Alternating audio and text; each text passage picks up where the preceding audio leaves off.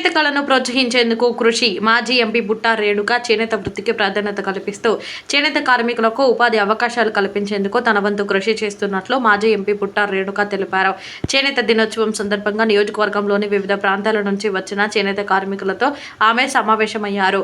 ఆదోని, ఎమ్మిగనూరు, కర్నూలు, కల్లూరు, కోడుమూరు తదితర ప్రాంతాల నుంచి కార్యక్రమానికి హాజరైన వారికి ఆమె కృతజ్ఞతలు తెలిపారు. ఎమ్మిగనూరు నియోజకవర్గ ఇన్ఛార్జిగా ఉన్న సమయంలో చేనేత కార్మికుల సమస్యలను తెలుసుకుని బుట్టా ఫౌండేషన్ ఆధ్వర్యంలో యూనిఫామ్ స్టిచ్చింగ్ యూనిట్ ఏర్పాటు చేసి సుమారు 50 మందికి ఉపాధి కల్పించినట్లు వెల్లడించారు. ప్రతి వైఎస్ఆర్ కార్యకర్తకు అండగా ఉంటామని మాజీ ఎంపీ బుట్టా రేణుక చెప్పారు.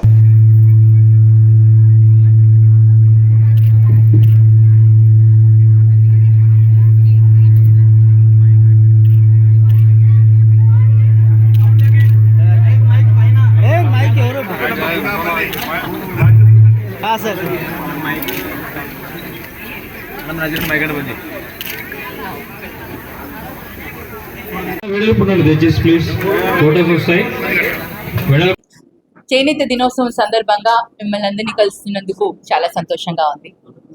అందరికీ కూడా చేనేత దినోత్సవ శుభాకాంక్షలు.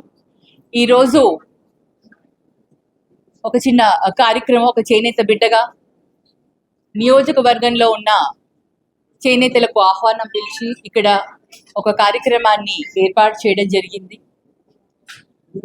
అందరూ కూడా వివిధ ప్రాంతాల నుంచి ఆదోని, ఎమ్మిగనూరు, కర్నూలు, కల్లూరు, కోడుమూరు ఇలా వివిధ ప్రాంతాల నుంచి ఈ కార్యక్రమానికి విచ్చేసిన ప్రతి ఒక్కరికి కూడా నా ధన్యవాదాలు తెలియజేస్తున్నాను.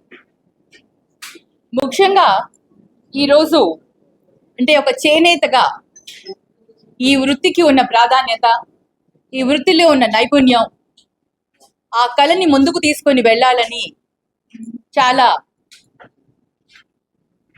విధాలుగా ప్రయత్నించా. ఎమ్మిగనూరు నియోజకవర్గ ఇన్ఛార్జిగా ఉన్నప్పుడు ప్రతి ఒక్కరితో కూడా ఇంటరాక్ట్ అయి వాళ్ళకున్న ఇబ్బందులు ఏంటి అని మేము తెలుసుకొని ఏ విధంగా వాళ్ళకి సహాయం అందించగలుగుతామని యూనిఫామ్స్ స్టిచ్ చేసే ఒక యూనిట్ని అక్కడ పెట్టడం జరిగింది బుట్టా ఫౌండేషన్ ద్వారా. అక్కడ ఒక 50 మందికి ఉపాధి కల్పించడం కూడా జరిగింది.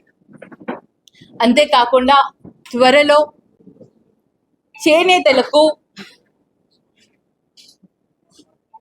వాళ్ళకి ముడిసరుకుని అందించి వాళ్ళకి మంచి లేబర్ అంటే రేటు వచ్చేలాగా ఉపాధి కల్పించి ఆ వస్త్రాలను మార్కెట్ చేయాలని కూడా మేము దానికి శ్రీకారం చుట్టబోతున్నాం. గత సంవత్సరం ఆన్లైన్ మార్కెటింగ్ చేశాము, కానీ చాలా మందికి ఆ యాప్ని యూజ్ చేసుకోవడానికి రాక అంత సక్సెస్ కాలేకపోయింది. సో ఈసారి ఆ మార్కెటింగ్ బాధ్యతలు మేమే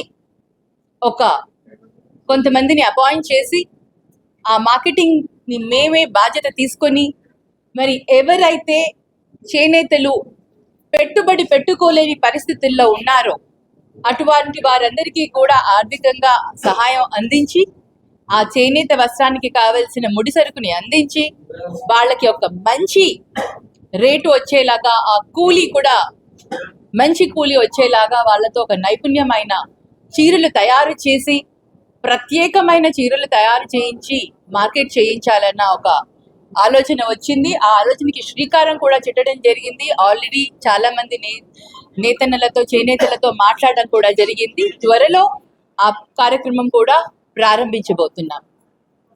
మరీ ముఖ్యంగా చేనేతలకు ఎంతో అండగా ఉన్న శ్రీ వైఎస్ జగన్మోహన్ రెడ్డి గారికి ప్రత్యేక ధన్యవాదాలు తెలియజేసుకుంటున్నాను. ఎవ్వరూ కూడా ఏ చేనేత బిడ్డ కూడా ఎప్పుడు అడగలేదు, అయినా చేనేతల కష్టాలు తెలుసుకొని ఆయన చేనేతలు ఆత్మహత్యలను చూసి అండ్ శ్రీ వైఎస్ జగన్మోహన్ రెడ్డి గారు మేనిఫెస్టోలో కూడా పెట్టడం జరిగింది. నేతన్న నేస్తం అని ఇస్తానని, సంవత్సరానికి 24,000 రూపాయలు అందిస్తానని, ముఖ్యమంత్రి అవ్వగానే చేస్తానని చెప్పడం జరిగింది.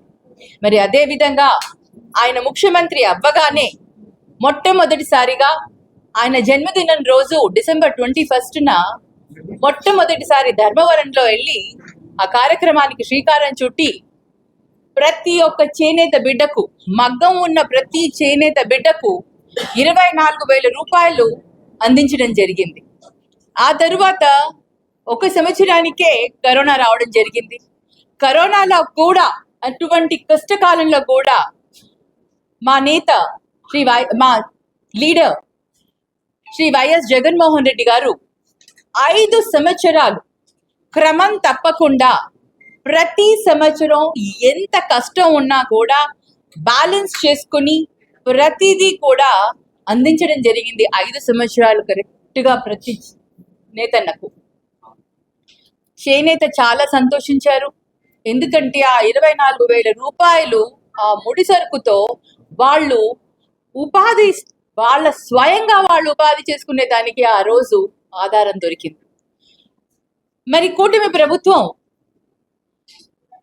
ప్రామిస్ చేశారు, ఎలక్షన్ లో వచ్చే ముందర సూపర్ 6 అని, ఇంకా ఏదో చేస్తాను, జగన్ కంటే కూడా ఎక్కువ చేస్తాను, అమ్మఒడి కానివ్వండి, సూపర్ 6 లో ఏవైతే ఉన్నాయో ఆ పథకాలు కూడా అంతేకాకుండా జగన్ గారు చేసే దానికంటే కూడా ఇంకా ఎక్కువ చేస్తానని తెలియచేసి ప్రభుత్వం వచ్చి 2 సంవత్సరాలు అయిపోయిన తరువాత ఈ రోజు 25,000 వేస్తూ, అది కూడా సొంత ఇల్లు ఉన్న వారికి, అంటే సొంత మగం ఉన్న వాళ్ళకే వేస్తామని, మరియు మా హయాంలో 91,000 అంటే 91,000 చేనేతలకు మేము సహాయం అందిస్తే, శ్రీ వైఎస్ జగన్మోహన్ రెడ్డి గారు 91,000 మందికి సహాయం అందిస్తే వీళ్ళు దాన్ని కుదించి 70,000 చిలుకు అటు ఇటులో ఇవ్వడం జరిగింది.